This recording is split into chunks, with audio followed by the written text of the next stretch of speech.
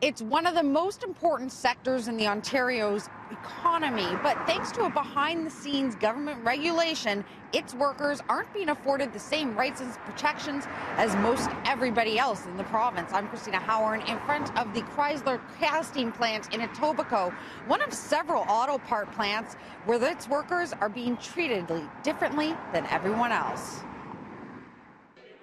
Last month, while the Ontario government was touting changes to labour laws as a major breakthrough for workers, in cabinet back rooms, politicians were signing off on a regulation that singles out Ontario's 100,000 auto workers for fewer benefits, including 3 fewer sick days than almost everyone else in the province. For me to have less days than somebody, and I'm not saying any other jobs, not just as hard, but like for someone who's sitting behind a desk is insanity. William Murray has been working at the Toyota plant for 15 years. This year, he and his co-workers got a big surprise, a 30% reduction in sick days, days that are now standard for every other worker in a provincially regulated job. I don't know what the government's thinking at this point.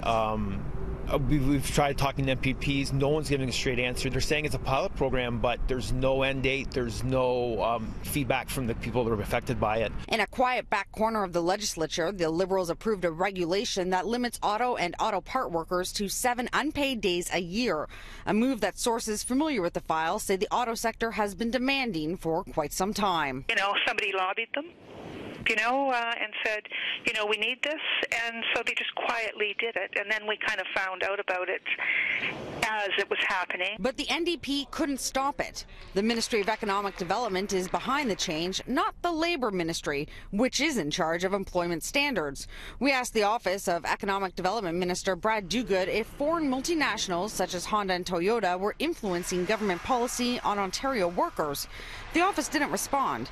A spokesperson instead writing, Ontario auto companies have a unique set of challenges. They're tremendously important to our economy. They employ thousands of people in well-paying jobs across the province, and they're also operating in a particularly competitive global sector.